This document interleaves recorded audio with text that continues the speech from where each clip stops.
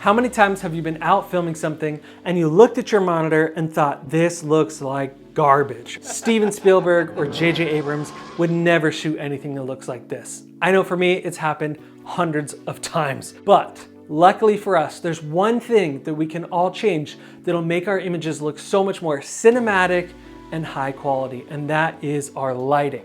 So today, I'm gonna be showing you how I took one scene and lit it 3 different ways, and it completely changes the entire look, feel, and mood of the scene. Let's get into it.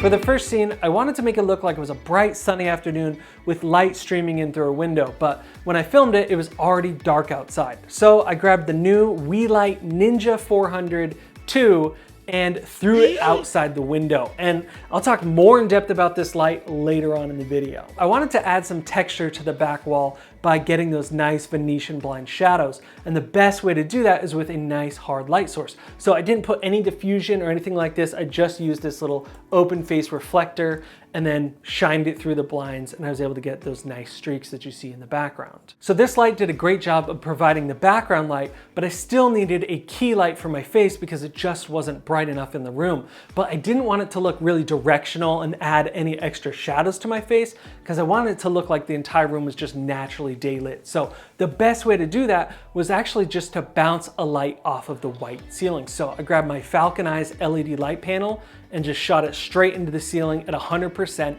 and it brought up the entire ambience of the room, and my face was just lit in a very natural way because there were no harsh shadows or anything like that. And that's it. I didn't use any other lights to create this scene. For the next setup, I wanted to create a nice warm and cozy nighttime scene.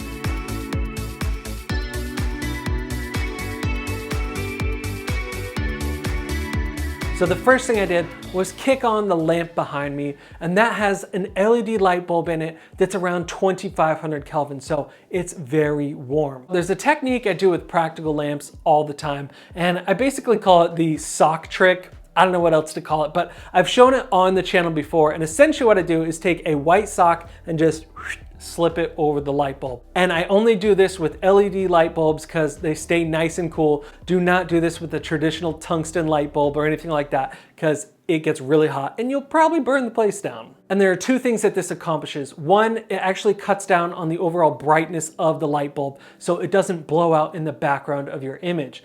The other thing it does is actually soften up the light. So if you have really hard lines coming out of a lamp, you don't want those harsh lines on the wall typically. So once you throw that on, it completely softens it out and makes it a nice gradient. Okay, that's enough talk about the sock trick. Let's talk about the key light. For my key light, of course, I grabbed the WeLight 400, and I didn't want to just point it right at my face because that would be a really harsh, hard lighting. And I wanted this to look like a nice, soft lighting, like there could be another lamp in the room or maybe an overhead light or something that is lighting me up. So what I did was just take off this open face reflector, and then I threw the VP65 WeLight softbox on there. And the nice thing about this is it just uses a common Bowens mount, so you could use any softbox with a Bowens mount that you have. Now with the diffusion on, I put the light off to about a 45-degree angle, and I actually only had it dialed up to 1% brightness, which is crazy that that was enough output even through the diffusion to fully illuminate my face. And I was trying to keep that kind of dark and moody look, so I didn't even want to go any brighter than that. There was one more thing that I added to the scene, and that was in the stairwell because it was just looking a little too dark. So I grabbed an RGB tube light, set it to 1% at 5600 Kelvin, and that just provided enough to kind of lift the shadows and provide a little bit of color contrast between the cool and warm. For this next setup, I wanted to go with something a little less realistic looking and more artsy and creative. So I decided to go with a live performance or something that you might see inside of a music video.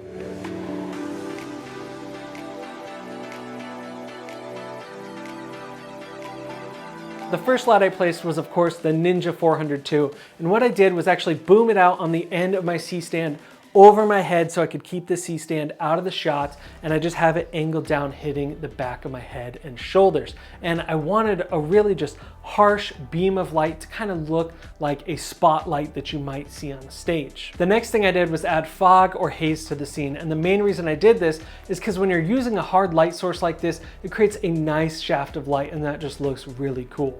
I also just used a piece of cardboard and wafted around the fog to kind of even it out and make it look more hazy and less like smoke. Now, if you wanted to, you could shoot this without a key light and have your subject completely silhouetted, and that would look awesome if that's the look that you're going for. But I wanted to have a little bit of key light on the subject, so I grabbed my Falcon Eyes LED light panel again with a softbox and kind of positioned it the same as before, off at a 45-degree angle, and I only had it at around 5%, just enough to illuminate me so you could see me in the guitar. And I had that at 3200 Kelvin, so the skin tones look nice and warm. And then the back hair light, this light was set to 5600 Kelvin, so very blue. And so in camera, you get that really nice warm and cool look without even any color grading needed. Lighting is one of the key ingredients when it comes to making something look high quality.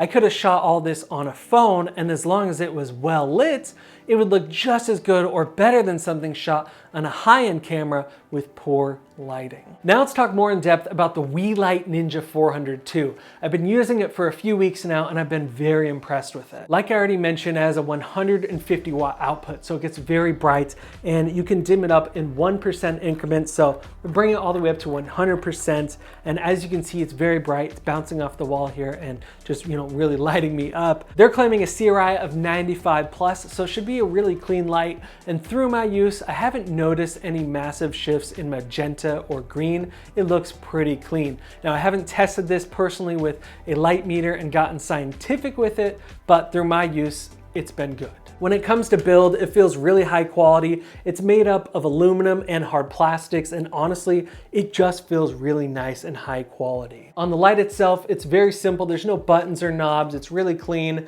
All the control is actually done with the little control unit here. You just have your one power cable up top. And what's nice is you can't accidentally pull that out because you have to push this button to actually release it. So I really love seeing that on lights. It makes them so much higher quality. And actually all of the connections on this are like that. They're very similar to XLR cables, where they don't pull out unless you pull the little tab on them. Controlling the main functions of the light is very simple. You can adjust your brightness just by spinning this green knob.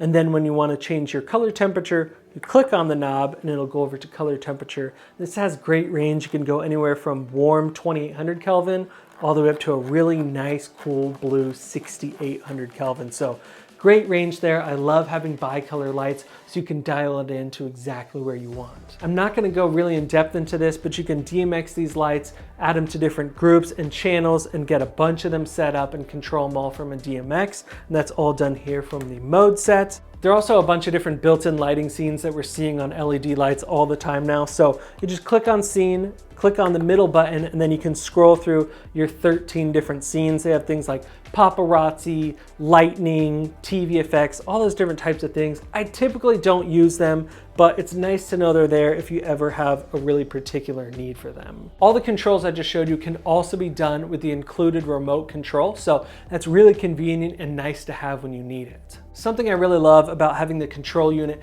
separate from the light fixture itself is the fact that if I have this light mounted up somewhere really high or on a C-stand, I don't have to bring it down or get on a ladder to change any of the settings. I can comfortably stand at the base of the C-stand and do all of my adjustments. They've made it really easy to attach the control unit to a light stand because they include this little clamp to clamp around your C-stand, and there's actually a quick release button as well, so you can take it on and off really easily. Something a lot of people are concerned with when they're recording audio on set is fan noise, and honestly, this light has like very low fan noise. I'm really impressed with it. So if I turn this all the way up to 100% and I leave it on 100% for a while, the fan really is not picked up by microphones that are even just a few feet from the camera. You'd have to put the microphone like right next to it to be able to hear it, and it's honestly that good. If you want it to be like extremely quiet, there is a quiet mode built into it that you can hit. Now, the only thing with quiet mode is it only allows you to go up to 50% brightness. But honestly, like I said earlier, this light is so bright that even at 50%, it's very usable. Another thing I love is the fact that this light can be completely powered off of a V-mount battery. So actually, pretty much all of the lighting that I did in those scenes, I was using a V-mount battery, and because I didn't have to use it at that high of a brightness, it didn't suck up the battery really quickly. It actually did a really good job of lasting for hours shooting. And it was really nice to be able to just bring the light outside, shoot it in through the window, and not have to worry about somewhere to plug it in. So just made it really fast on set to move it around and not worry about plugging anything in. Honestly, there's not a lot of cons when it comes to this light. I'm really impressed with it overall. The only thing that I would like to see change maybe in a Model 3 edition is there is this large power adapter that hangs from the control unit itself. And I would love to see this incorporated so you don't have to figure out what to do with this, because typically I'm just Velcroing this to the stand or finding another way to hang it, because it is just another thing you have to deal with. So besides that small quirk, I think this light is very nice and it's great value for the money. It's about $150 cheaper than the Aputure 120D, and it's fully bi-color. So if you guys are interested in picking one up, definitely check out the link in the description below. And full disclaimer, WeLight did send this light out to me for review, but they didn't pay me to say any of this or see this video before posting. All right, guys, if you want to see more videos like this, hit subscribe right now, because I have a ton more videos coming out on shooting, editing, lighting, gear reviews, everything like that, and you don't want to miss it. All right, I'll see you in the next video.